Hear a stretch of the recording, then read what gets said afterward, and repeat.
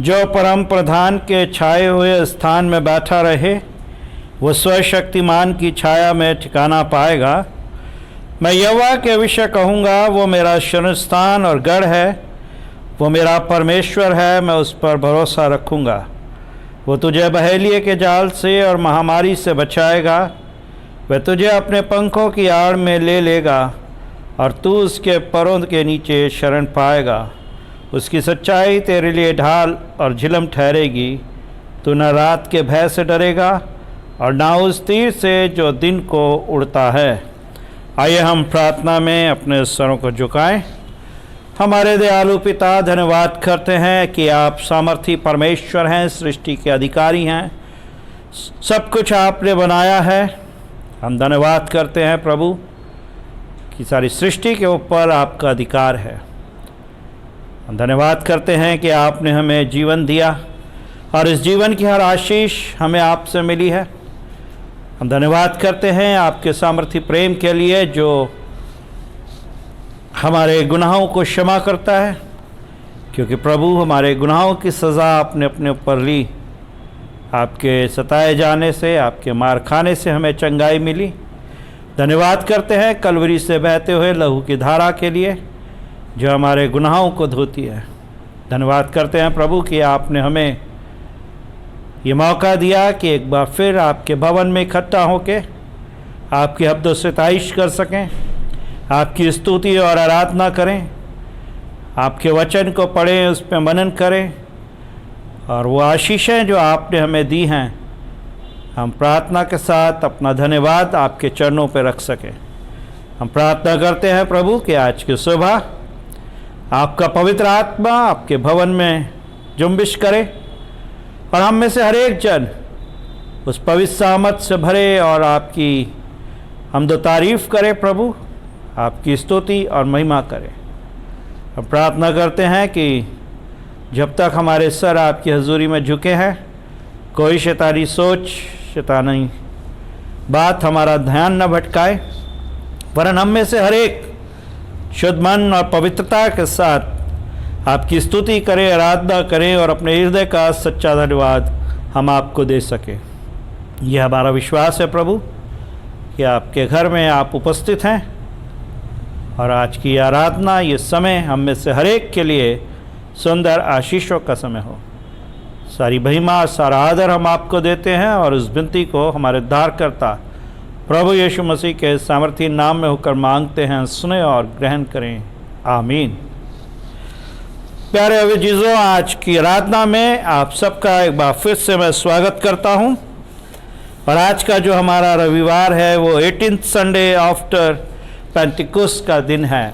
Pentecost के बाद का 18वां रविवार। आइए हम सब मिलकर प्रभु की महिमा में गीत गाएं। गीत का नंबर है 106।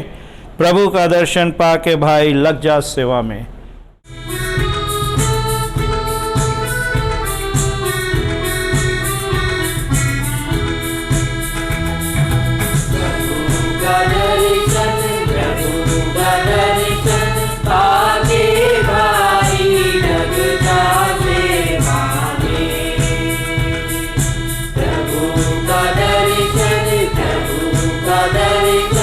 आगे बारी लग जा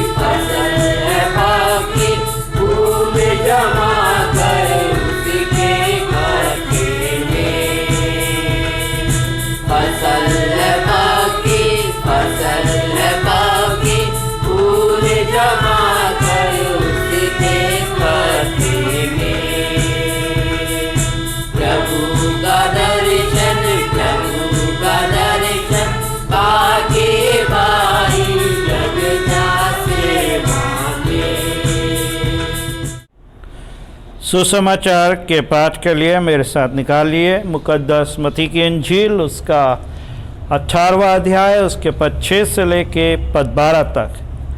gospel reading according to saint Matthew chapter 18 verses beginning from 6 to 12। यहाँ प्रभु यीशु क्रिस्ट के सुसमाचार को इस तरह से लिखा गया है।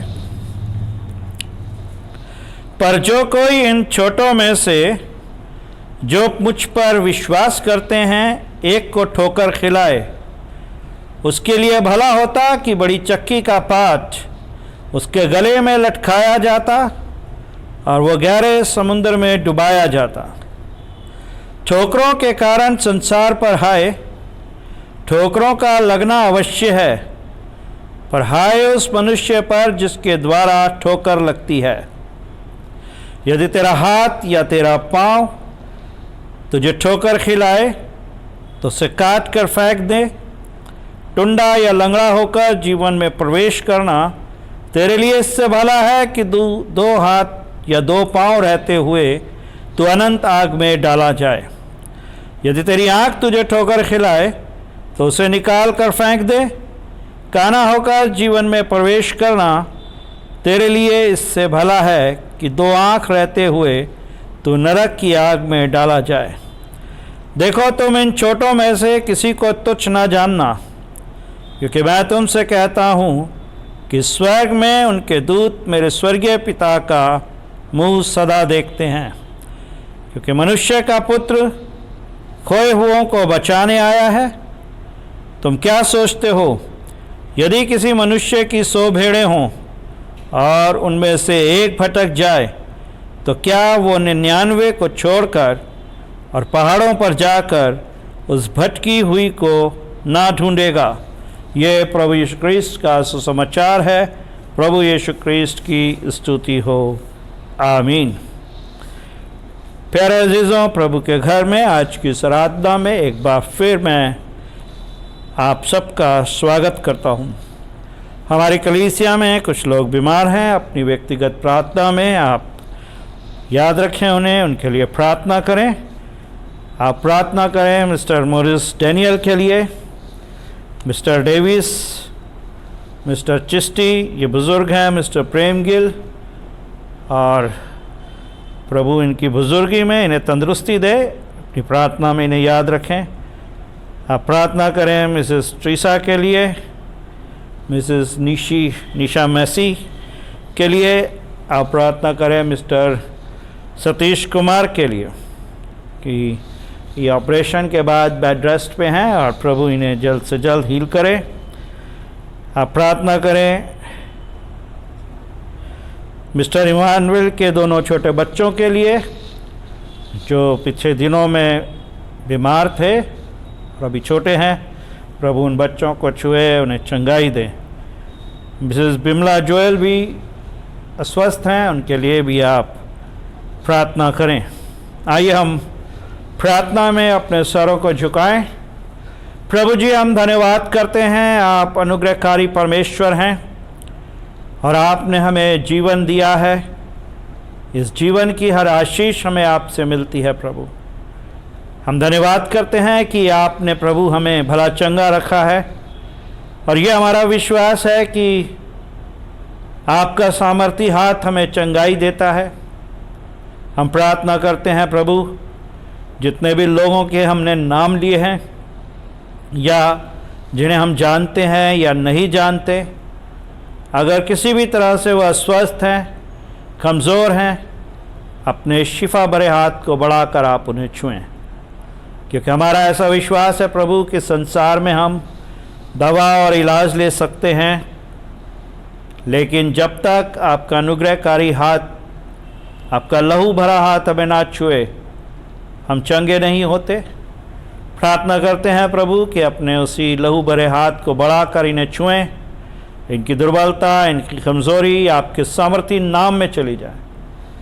और जो कोई भी प्रभु आज हमारी कलीसिया में अपने आप को अस्वस्थ महसूस करता है या कोई निराश है, गमज़दा हैं, प्रभु आप दयालु पिता हैं, हमारे दिलों को जानते हैं हम प्रार्थना करते हैं आपकी कलीसिया के ऊपर आपका अनुग्रह बढ़ता चला जाए और हम निरंतर प्रभु प्रार्थना करें, संगति करें और आपकी महिमा अपने जीवन से प्रकट करने वाले हो सकें। हम धन्यवाद करते हैं कि आपने अपने सामर्थी वचन को हमें दिया है जो हमारे मार्ग की ज्योति है, और जब हम इस पे मनन करें हमारे पास प्रभु वो समझ, वो तैयारी नहीं है, लेकिन आपका पवित्र आत्मा जब हमें छूता है तो आपका वचन हमसे बात करता है। आज की सुबह आप प्रार्थना करते हैं कि आपके पवित्र सामर्थ से भरकर प्रभु हम आपके वचन पे मनन करें, आपका पवित्र आत्मा हमें छुए और ये वचन हमारे जीवन में आशीष का कारण बने और बहुत सा फल लाए। हम में से हर एक को प्रभु जी इस वचन को सुनने की, इसको बांटने की और इस पे चलने की आप आशीष प्रदान करें और होने दें प्रभु कि आपका वचन 100 गुना, 60 गुना और 70 गुना फलदायी होने पाए।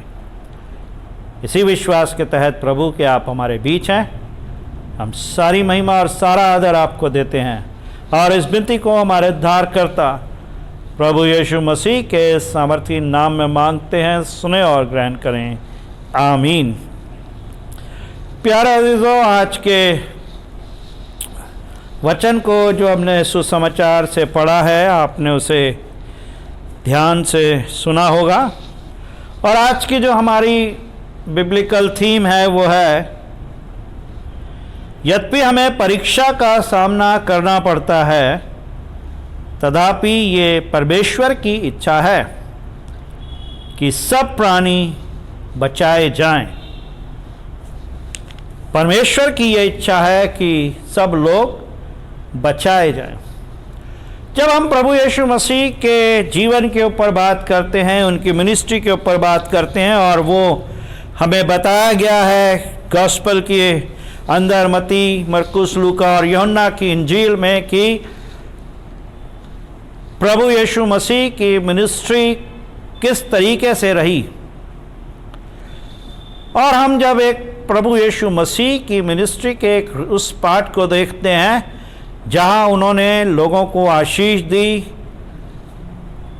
उन्होंने चंगाइयाँ दी, और हम देखते हैं कि जब सताव आया, जो लोग उन्हें गाली दे रहे थे, जो लोग उन्हें सता रहे थे, उनको कोड़े मार रहे थे, वो उन्हें आशीष दे रहे थे। और यहाँ तक भी देखते हैं कि जब अंतिम समय आया था तब भी वो कलवरी के क्रूस से अपने उसी रहम भरे स्वभाव के अनुसार बर्ताव करते हैं कि हे पिता इन्हें क्षमा कर। और ये सारी बातें इस बात का उदाहरण हैं कि प्रभु यीशु मसीह चाहते थे कि हर एक इंसान बचाया जाए। लेकिन जब हम गॉस्पेल के इस सुसमाचार को सुनते हैं और ख़ास तौर से ये आयत जो हमारे सामने आती है कि जो मुझ पर विश्वास करते हैं एक को भी ठोकर खिलाए, उसके लिए भला होता कि बड़ी चक्की का पाट उसके गले में लटकाया जाता और वो गहरे समुद्र में डुबाया जाता। जब प्रभु यीशु मसीह के जीवन के इस रूप को, इस शब्दों को हम सुनते हैं तो ये उनके उस जीवन से अलग हटकर बात है। कठोर शब्द या ऐसा संबोधन जो किसी दूसरे को बुरा लग सके, या ऐसी बातें जो कठोर हैं, लेकिन वचन ये बताता है कि प्रभु यीशु मसीह ने ऐसी बातों का भी जिक्र किया है और सख्त बातों का लहजे में जिक्र किया है। और ये प्यारे अजीज़ों, जब हम इन चीज़ों को कंपेयर करते हैं, दोनों रूप को, दोनों स्वभाव को, दोनों बातों को, तो हमें इस बात को समझने की ज़रूरत है कि प्रभु यीशु मसीह ने जब जब इन कठोर शब्दों का इस्तेमाल किया है, यानी कि वो प्रभु यीशु मसीह के तरफ से कही जाने वाली बहुत महत्वपूर्ण बात है या कठोर बात है, या प्रभु यीशु मसीह चाहते हैं कि हम उन बातों को अपने जीवन का हिस्सा ना बनने दें, और इसीलिए वचन कहता है कि कठोरता के साथ व्यवहार किया जाए, ऐसे शब्द प्रभु यीशु मसीह ने कहे। अगर आप देखें कि प्रभु यीशु मसीह कहते हैं, पर जो कोई इन छोटों में से मुझ पर विश्वास करता है। कौन छोटों में से? प्रभु यीशु मसीह किसको छोटा मान रहे हैं? अगर मैं और आप सांसारिक बात करें तो हम संसार में छोटा और बड़ा शायद अपनी इकोनॉमिक वेल्थ की वजह से मानते हैं। मेरा घर बड़ा है, सामने वाले का छोटा है तो वो छोटा है। लेकिन परमेश्वर का नजरिया क्या है? प्रभु किसको छोटा मानता है, प्रभु किसको बड़ा मानता है? और प्रभु यीशु मसीह उनको छोटा मान रहे हैं जो विश्वास में कमजोर हैं। और प्रभु यीशु मसीह का यह कहना है कि ये छोटे जो विश्वास में कमजोर हैं और वो बड़े जो विश्वास में मजबूत हैं, वो इन छोटों की सहायता करें कि वो विश्वास में मजबूत होते चले जाएं। लेकिन प्रभु का वचन कहता है कि लेकिन ऐसे छोटों के विश्वास को जो ठोकर खिलाने का काम करता है, वो परमेश्वर की दृष्टि में दोषी है और उसके लिए सजा है कि बड़ी चक्की का पाट, इतनी कठोर सजा, और उसको बांधकर उसको समुद्र में डाला जाए। ये सजा का प्रावधान है। यानी कि परमेश्वर इस बात से घृणा करता है कि कोई भी परमेश्वर के जन को उसके विश्वास से भटकाने का कारण ना बने। और इसलिए प्रभु यीशु मसीह क्या कहते हैं कि ठोकरों के कारण संसार पर आए, ठोकरों का लगना अवश्य है। लोग अपने व्यवहार से, अपने स्वभाव से, अपनी बातचीत से, अपने कामों से इस तरह की स्थितियां पैदा करते हैं, करी जाती है कि जब हमारा विश्वास खंडित होता है, जब हमारा हृदय दुखित होता है, प्रभु कहते हैं ऐसा तो होगा, क्योंकि यह संसार में जब सब चीजें हैं तो यह भी लाजमी है, लेकिन उस पर हाय है जो ठोकर लगने का कारण बनता है। अब यह बात अगर आप देखें कि ठोकर लगने का कारण क्या हो सकता है, कौन है जो ठोकर लगने का कारण जिनको बताया जा रहा है। जब हम यहाँ विश्वास की बात कर रहे हैं तो यहाँ पर इसका मतलब यह है कि वो जो विश्वास में मजबूत है, शायद वही कारण बनते हैं उनके लिए जो विश्वास में कमजोर हैं और अपने विश्वास से वो अलग हटकर परमेश्वर से दूर हो सकते हैं। और इसके लिए प्रभु ने बड़े अच्छे उदाहरण यहाँ पे दिए हैं। ये उदाहरण हमें मिलता है कि यदि तेरा हाथ, तेरा पांव तुझे ठोकर खिलाए तो उसे काट के फेंक दे। भला है तेरे लिए कि टूंडा या लंगड़ा होकर जीवन में प्रवेश करना, लेकिन दो हाथ या पैर रहते हुए अनंत आग में तू डाला जाए। क्लियर यह वचन कह रहा है कि वो लोग जो किसी के लिए ठोकर का कारण बनते हैं, उनसे अपने आप को अलग करो।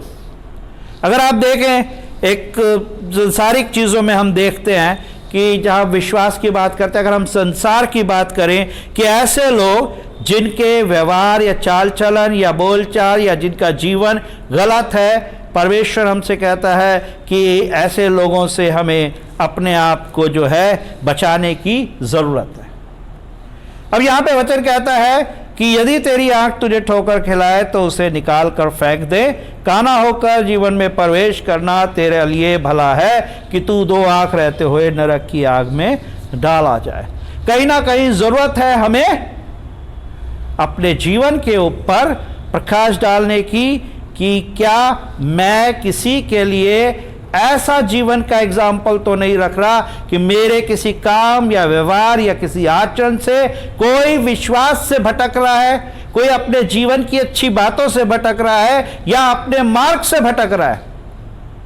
प्यारे अजीजों, दोनों ही बातें हैं। ना तो हमें किसी के लिए ठोकर का कारण बनना है और ना ही किसी और को यह मौका हमें देना है कि वो हमारे लिए ठोकर का कारण बने। इसलिए परमेश्वर का वचन कहता है तुम उन अंगों को काट कर फेंक दो। अब हमारे अंग क्या है? ये हाथ या आंख, ये परमेश्वर वचन हमें अंगों की बात करता है। इसका मतलब ये नहीं है कि हमने अपने हाथ या पैर काटने। हमारे अंग हमारे साथ जुड़े हुए हमारे लोग हैं। हमारे अंग हमारे ये रिश्तेदार हैं। हमारे अंग हमारा भाई बहन अजीज, हमारे दोस्त, जिसके साथ हम उठते हैं, बैठते हैं, खाते और पीते हैं। लेकिन अगर वो गलत हैं तो परमेश्वर का वचन ये कहता है कि उस बुराई से अपने आप को अलग कर ले, कहीं ऐसा ना हो कि उसके साथ तू भी नरक की आग में डाल दिया जाए। अगर आप एक उदाहरण देखें कि 4 दोस्त थे और उसमें से 2 लोग जो दो दोस्त थे वो अच्छी नौकरी करते थे, अच्छा जीवन था, घर परिवार अच्छा था, लेकिन 2 दोस्त ऐसे थे उनके जो गलत काम करते थे। लेकिन उन चारों की दोस्ती थी और लोग उन्हें चारों को साथ घूमते फिरते, उठते बिठते और खाते पीते देखते थे। लेकिन एक दिन यह हुआ कि पुलिस की रेड पड़ी और वो जो 2 लोग थे, जो 2 दोस्त थे, वो गलत काम जब करते थे, उनको पुलिस ने जब पकड़ लिया, उन्होंने पुलिस के साथ अपने उन 2 दोस्तों का भी नाम ले दिया। और वो जो दोस्त सही थे, अच्छे थे, वो सिर्फ इस वजह से पुलिस के हाथों में आए क्योंकि उन्होंने अपने दोस्तों को गलत होते देखते हुए भी ताकीद नहीं किया, उनको सिखाया नहीं, और अगर वो नहीं माने तो उनसे अपने आप को अलग नहीं किया। और अंत क्या हुआ कि अंत ये हुआ कि उनको भी जो है उनके साथ सजा मिली। और ये एक सिंपल एग्जाम्पल है। वही चीज़ है कि अगर हम ये देखते हैं कि कोई व्यक्ति शैतान की युक्तियों को लेके आपके सामने आ रहा है या खड़ा है, अला है भला है कि अपने आप को उससे अलग कर लो, फिर चाहे वो आपका बेटा है, भाई है, बहन है, दोस्त है, रिश्तेदार है, कोई भी है। क्योंकि हमें परमेश्वर ने जो है जहाँ ये आत्मा दी है कि हम बचाए जाएं, वहीं परमेश्वर ने हमें ये आत्मा भी दी है कि हम उनको बचाएं। लेकिन अगर उनके बावजूद भी हमारे लिए वो ठोकर का कारण बनते हैं, उनका न्याय परमेश्वर ने करना है। लेकिन हम अपने जीवन को सिक्योर करें कि हम प्रभु की दृष्टि में जो है धन्य ठहराए जाएं। अब ये बात जब विश्वास की हो रही है, इन छोटों में से, यानी कि वो विश्वास में छोटे हैं, और जब हम विश्वास की बात करते हैं तो हम इस बात को मानते हैं कि चर्च जो है सिंबल ऑफ बिलीफ, विश्वास का केंद्र है। और जब मैं चर्च की बात कर रहा हूं तो क्या चर्च ये 4 दीवारी है? नहीं। चर्च की जब हम बात करते हैं, चर्च उन लोगों का समूह है जो विश्वासी लोग वहां बैठकर संगति करते हैं। और जो संगति कर रहे हैं चर्च में, वो प्रभु को जानते हैं और वो परमेश्वर के वचन को जानते हैं, और हम ये मानते हैं कि वो लोग विश्वास में मजबूत हैं। लेकिन प्यारे अजीजों, जब इस तरह की चीजें हमें देखने को मिलती हैं कि हमारे विश्वास के मजबूत होने के बावजूद भी वो लोग जो नए विश्वास में आते हैं, पहली बार जब चर्च आते हैं या दूसरी बार जब चर्च आते हैं, वो हमारे जीवन से और हमारे व्यवहार से क्या सीखते हैं? क्या वो ये गवाही देते हैं कि हम चर्च में गए और चर्च के विश्वासियों ने हमें हाथों हाथ लिया, हमारी मदद करी प्रभु को जानने में, हमारी मदद करी वचन को समझाने में, हमारे को उन्होंने अपने साथ सहभागिता करने का मौका दिया, उन्होंने हमसे प्यार किया?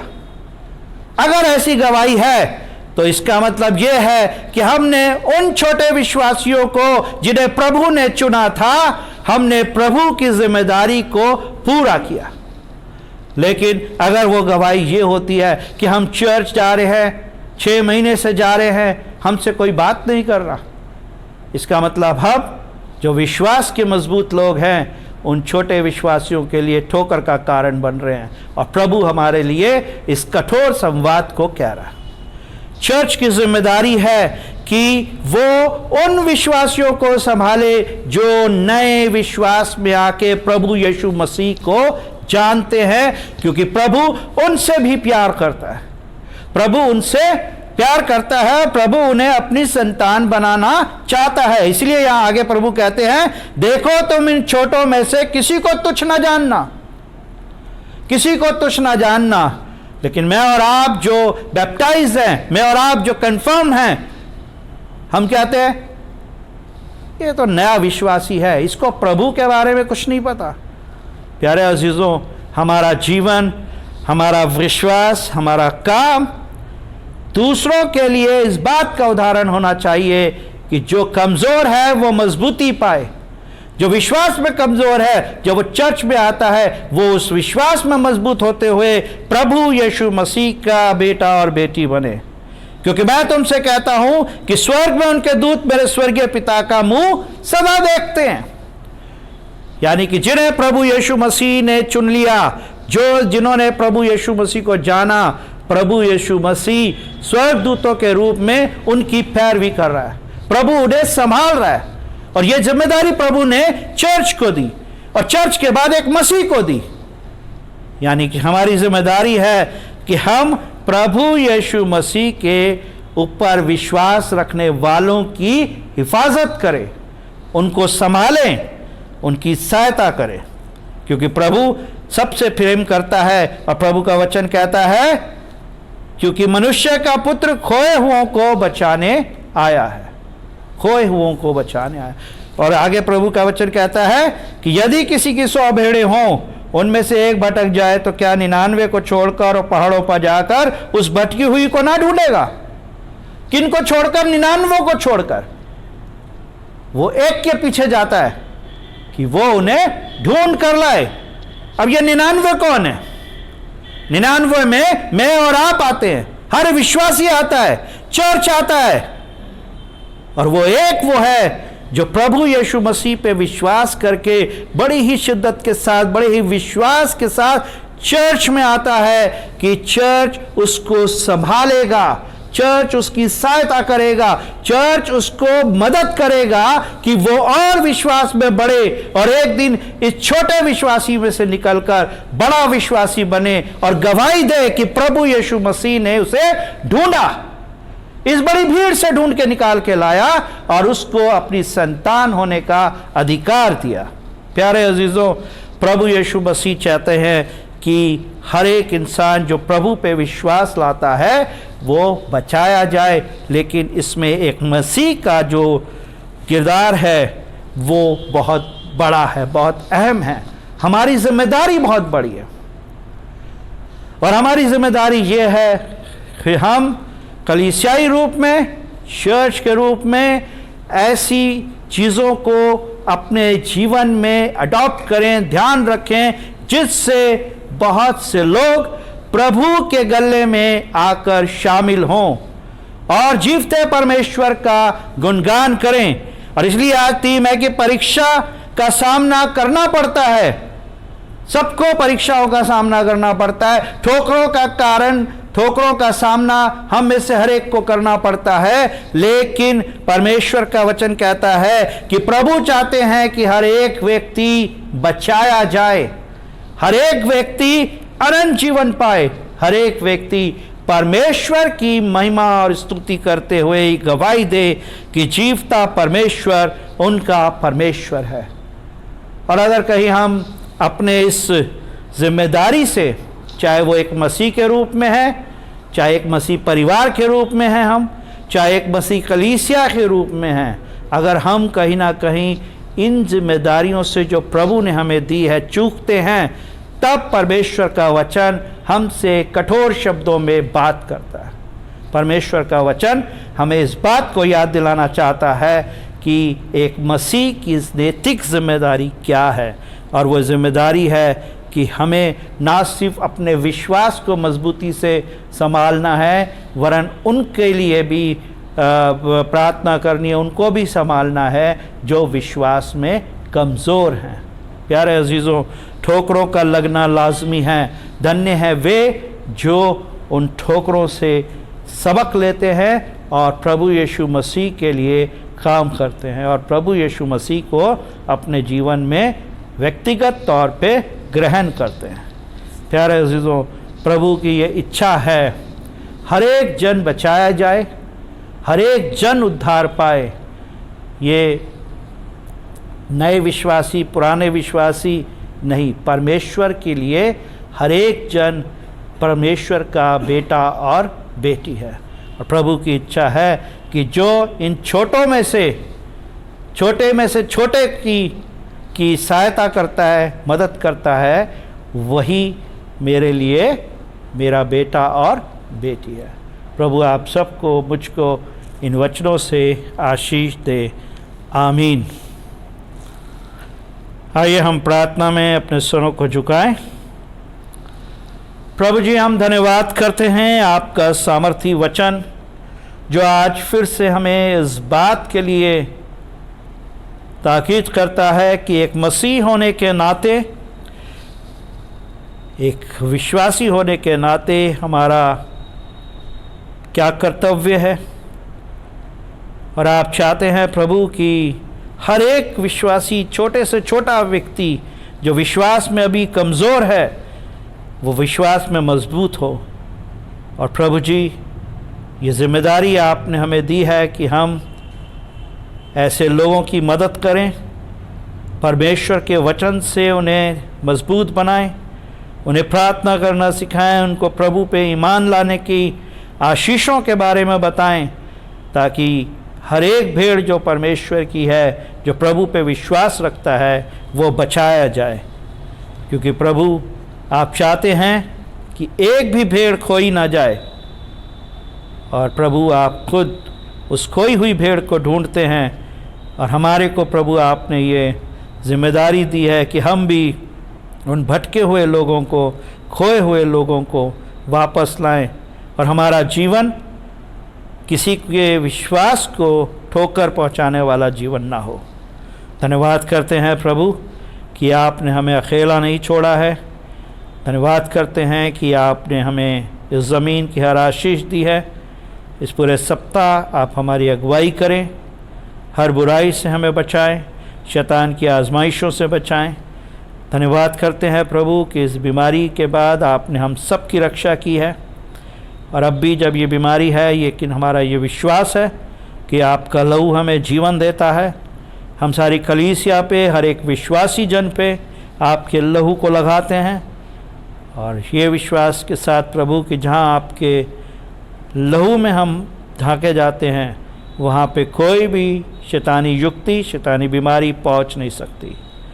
आने वाले सप्ताह में हम सब की मदद करें, हमें अपनी महिमा के लिए खड़ा करें। और हम में से हर एक जन प्रभु शुद्ध मन और पवित्रता के साथ सच्चे मन से आपकी स्तुति और महिमा का गुणगान करें। हम सारा आदर, सारी महिमा आपको देते हैं और इस विनती को हमारे उद्धारकर्ता प्रभु यीशु मसीह के सामर्थी नाम में होकर मांगते हैं। सुने और ग्रहण करें। आमीन। आए हमारे बाप, तू जो आसमान में है, तेरा नाम पाक माना जाए, तेरी बादशाहत आए, तेरी मर्जी जैसे आसमान में पूरी होती है वैसे ज़मीन पे भी पूरी होने पाए। रोटी आज हमें बख्श दे, सो माफ़ कर कि हम भी अपने कसूरों को माफ़ करते हैं।